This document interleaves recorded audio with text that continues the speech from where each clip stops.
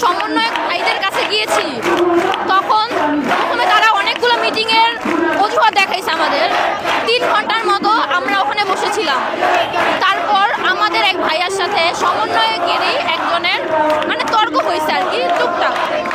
তারা আমাদেরকে চেনে না। যাই হোক, আমরা কারো কাছে যায় পরিচয় দিতে ইচ্ছুক না।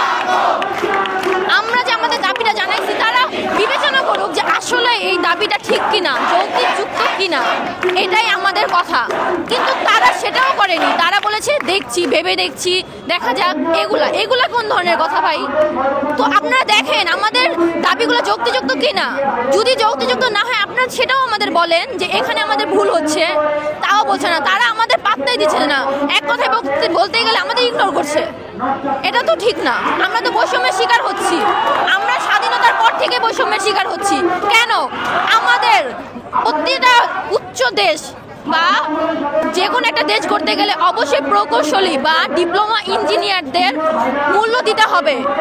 তা না হলে আমরা কখনোই একটা দেশ গড়তে পারবো না।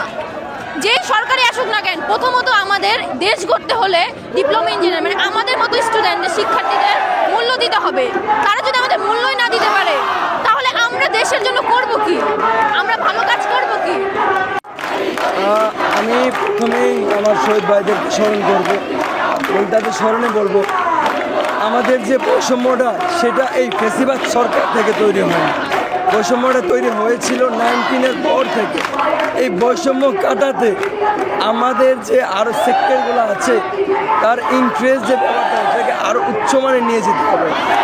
আমার প্রশ্ন, এই ডিপ্লোমা শেষ করে এই 22 লক্ষ ছাত্রছাত্রী পড়বে কি? ঘরে বসে কি হাড়ি পাতিল কাপড় ধোবো, নাকি চাকরি বাড়াতে হবে? আমরা কি, আমারই এক ডিপার্টমেন্টের বড় ভাই, সে চাকরি শেষ করে, সে পড়ালেখা শেষ করে চাকরি পায়নি। যাও একটা চাকরি পেয়েছিল, বেতন মাত্র 10,000 টাকা। তার কাছে এই 10,000 টাকা বেতনের চেয়ে চা বিক্রির ব্যাপারটা সম্মানীয় মনে হয়েছে এবং সে চা বিক্রি করে এখনও চাকরির সংসার চালাচ্ছে। আমরা ডিপ্লোমা ইঞ্জিনিয়াররা এই পড়ালেখা শেষ করে করবোটা কি?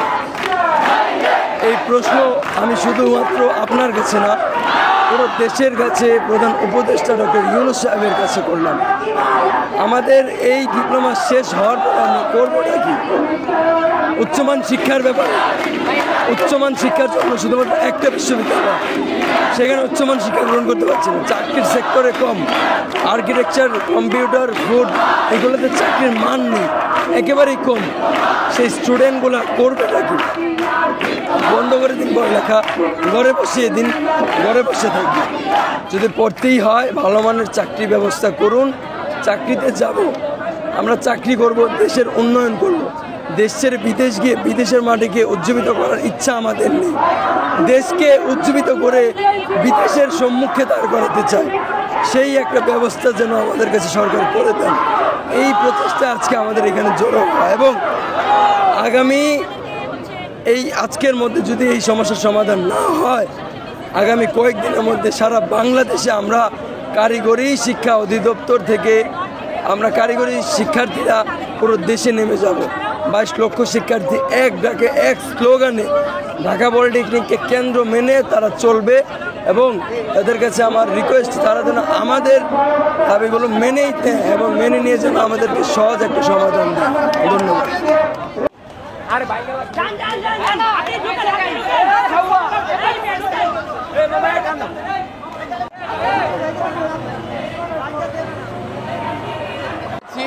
ওনাদেরকে বারবার বলেছি আমাদের সাথে বৈঠকের জন্য বা আমাদের সমস্যাটা ব্যাপারটা দেখার জন্য, কিন্তু তারা এখনও আমাদের সাথে বৈঠক করতে পারেন নাই। বিভিন্নভাবে সময় আশ্বাস দিলেও এখন ধরে আসেন নাই। এটা হলো আমাদের মুখ্য বিষয়।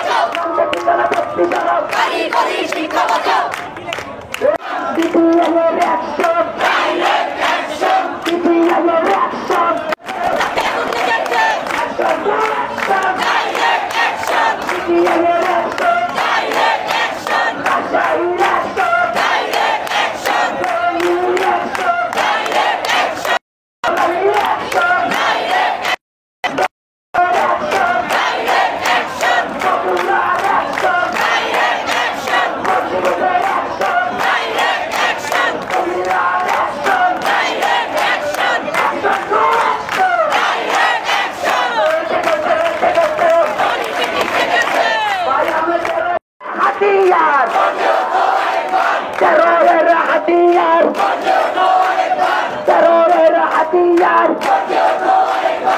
ভাই হাতিয়ার তেরোয়ের হাতিয়ার নষ্ট ঠিকানা বসতে পারবো না।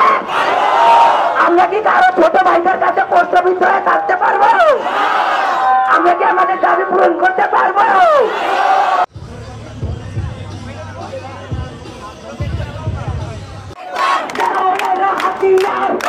যদি একটি হয় দুই একটা যদি একটি হয় ডিপ্লোমারা